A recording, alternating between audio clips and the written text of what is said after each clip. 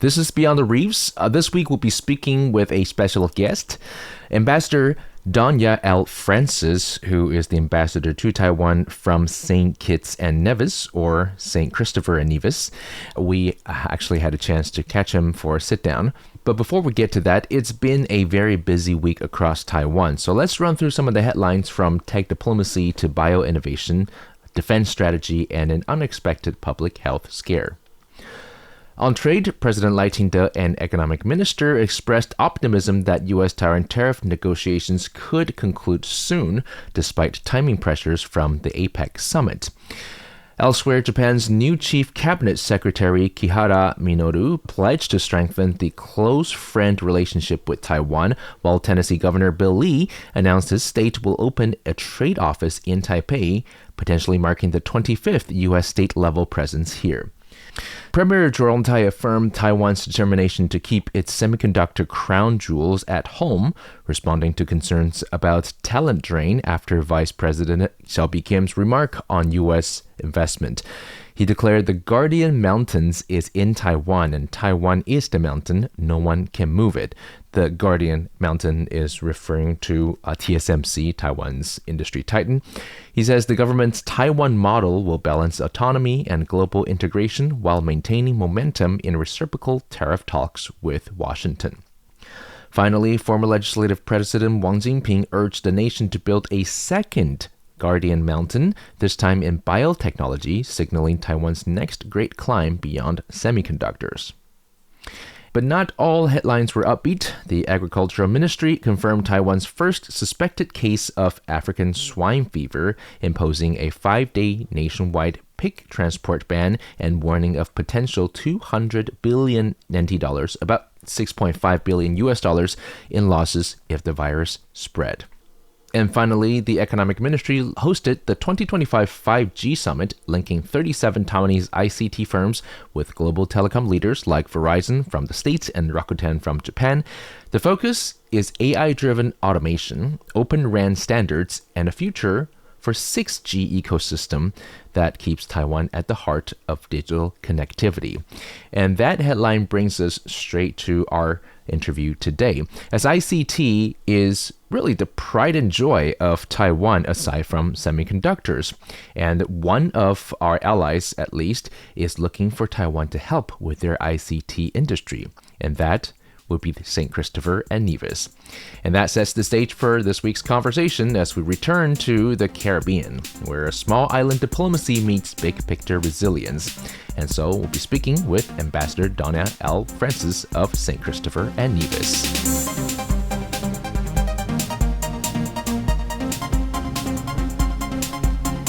Hi, my name is Joey Chow. Welcome to Radio Taiwan International. And this is a show called Beyond the Reefs, where we discuss the socioeconomic impact of things that's happening here in Taiwan and how they impact the world around us. And today we are very fortunate to have someone who is really half Taiwanese visiting us from another island country. His name is Donya L. and he is the current ambassador of Saint Kitts and Nevis to Taiwan, ROC.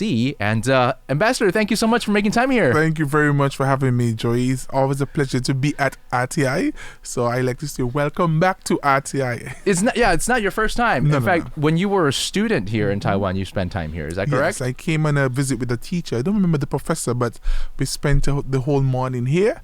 And I was here with my classmates, about 25 of us. I know I have some photos somewhere.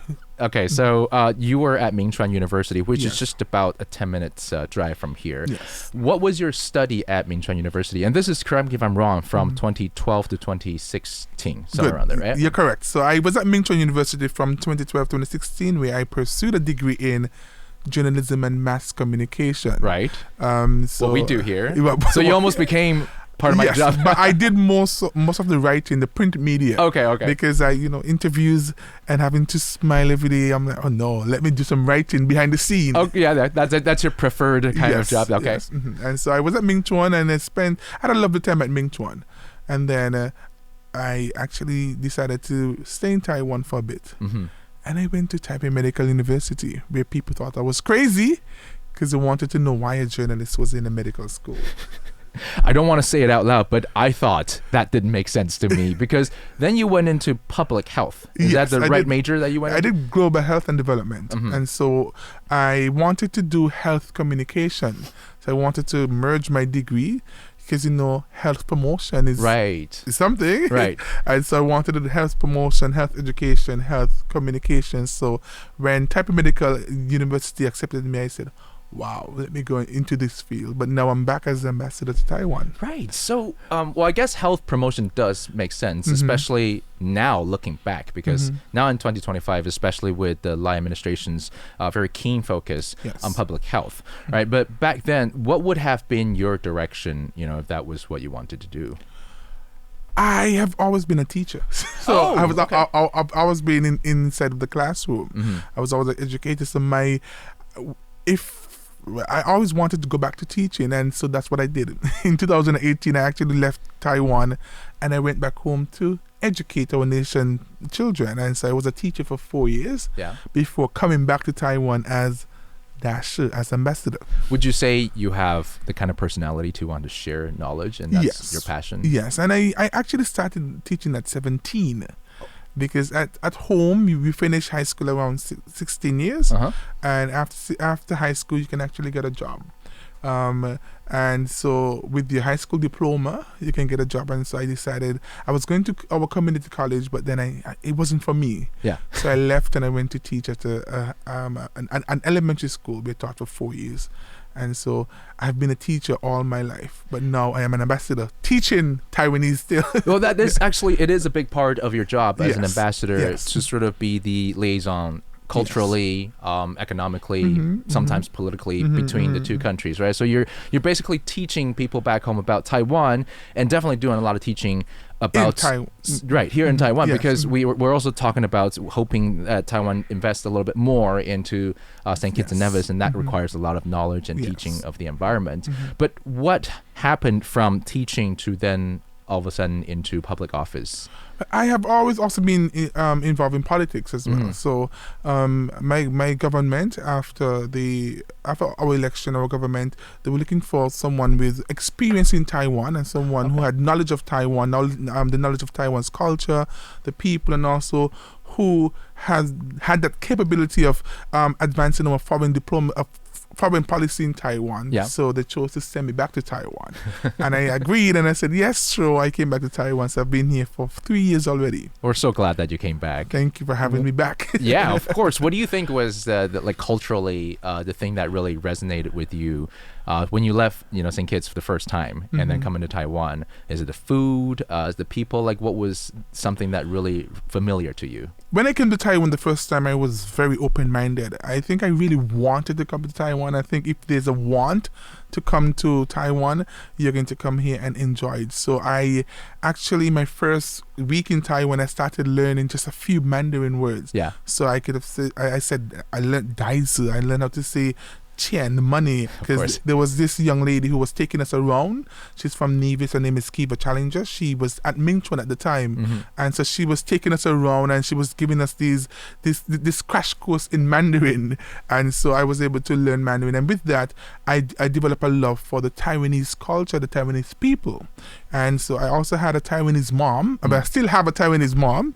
I actually met her during the Moon Festival. Yes, and we also Taiwanese food, and then also the convenience of Taiwan. That is what really made me fall in love with Taiwan. The people, the food, the convenience, the landscape, everything about Taiwan. Certainly, and I think the convenience of Taiwan can be an addiction. It's hard to shake. Yes, and that is why after my 6 years here, I was like, no, I think I need to go back home. I need to go back to Saint Christopher and Nevis. It's too convenient for me. So I went home and I said, and then, of course, I'm back in Taiwan. So, okay. Interestingly enough, the two islands actually, in terms of our past, aren't that different. I know, you're in the Atlantic Ocean or in the Caribbean Ocean, but we're all the way out here in the Pacific.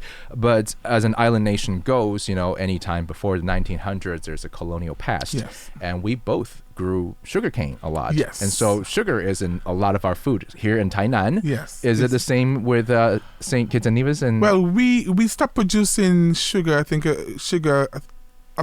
about 2004, 2005, and so sugar was our main industry, as you rightfully said. Yeah. A lot of the countries around the world were actually using our sugar. Yeah. We also use sugar to make different food products. For example, we have sugar cakes, and also we have some jam that you add sugar and with some tamarind, etc. But now, because of the NCDs and all these non-communicable diseases, we're trying to not use so much sugar. so yes, we used to produce sugar. We don't produce sugar anymore. However, we're trying to tell our people don't use so much sugar. Yeah, we're trying to stave off that a little bit. It's not good for the kids, and it's not good for our general health to have too much of it. But certainly here in Taiwan, I'm sure you're very well aware of this, where everywhere you go, there is a bubble tea shop. Yes. It's the merge of that, colonial sugarcane past and that tea history. Yes.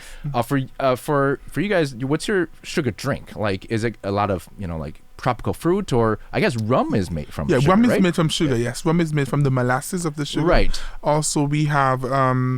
we drink a lot of fruit tea as well. So, fruit juices, not fruit tea, fruit juices. Yeah. And we drink tea because of our colonial past, of course. So we drink a lot of tea from the bush, the natural tea, similar to Taiwan, but the way we made it, the way we make it is so different. Yeah. Yesterday I was having a conversation with my fellow ambassadors from St. Lucia and St. Vincent and the Grenadines, and they were saying, we think that at home the way we make tea is too long.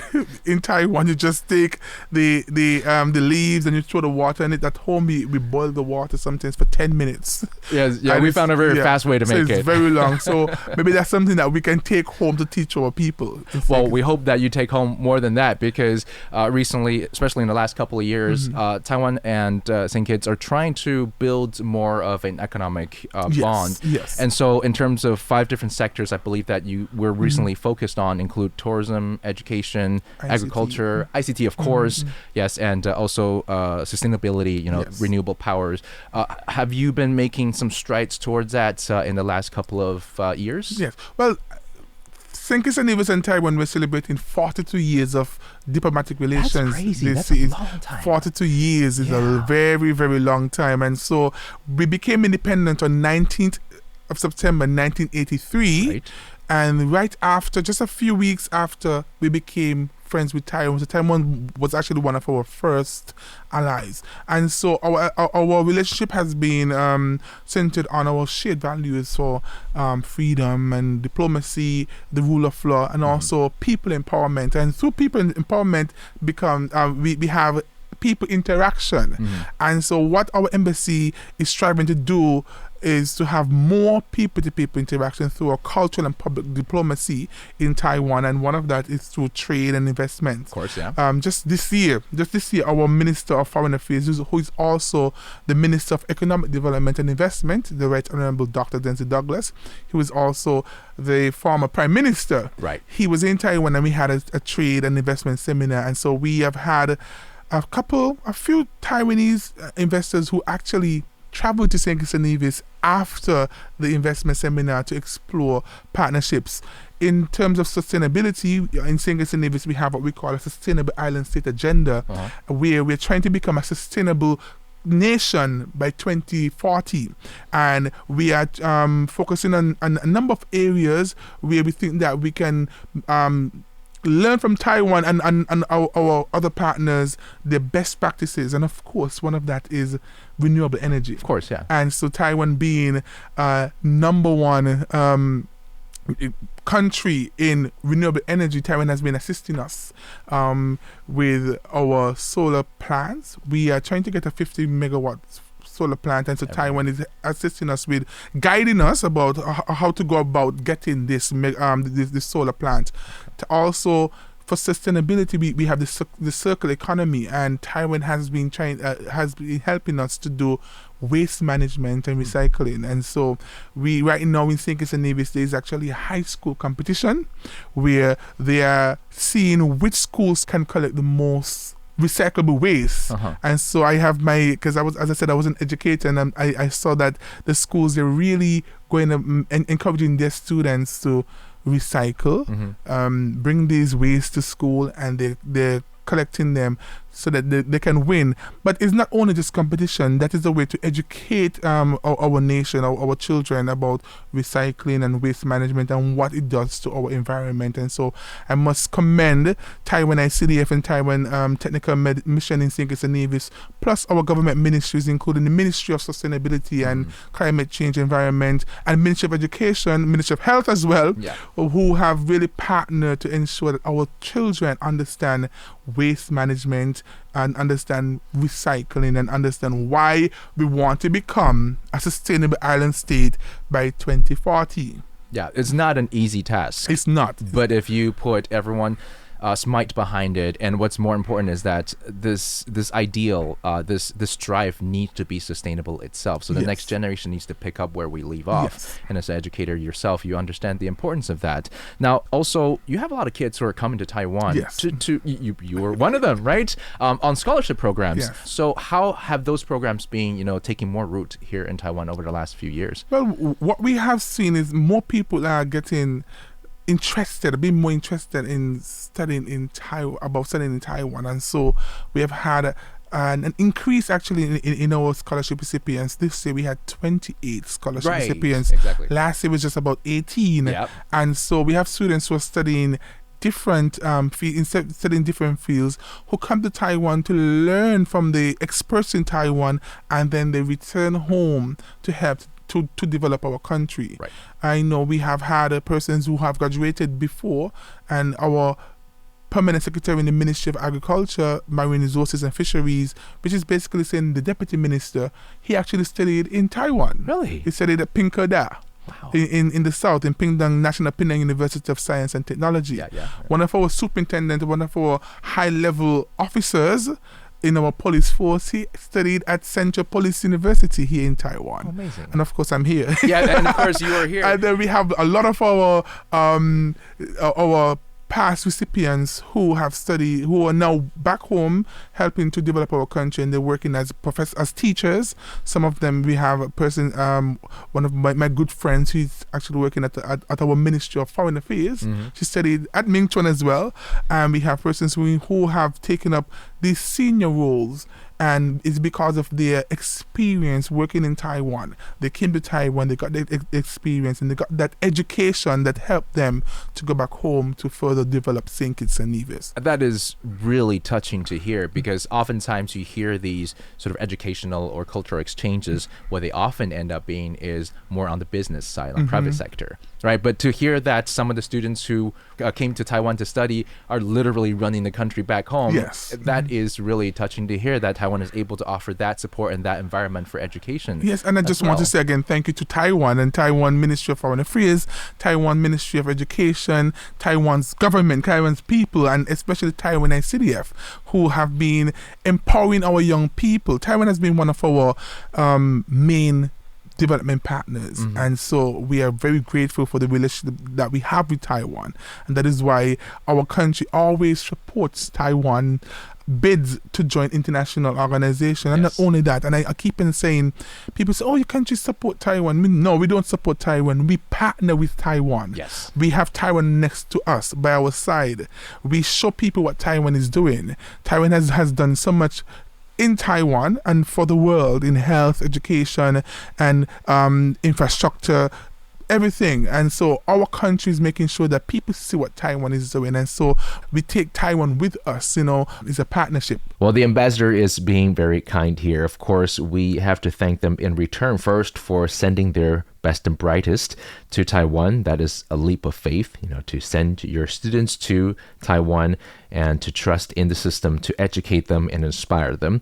Also, we have to thank Saint Kitts and Nevis for their Prime Minister, Dr. Terence Drew, and his open remarks at the UN General Assembly supporting Taiwan and asking partners to invite Taiwan to join the UN and to contribute that way. We will continue our conversation with Ambassador Donya L in the next episode, where we'll talk about all things between Taiwan and St. Kitts, but also about the upcoming International Travel Fair and what we can expect to see from Saint Christopher and Nevis there. I'm Joey Chow, and let's go beyond the reefs again next week here on Radio Taiwan International.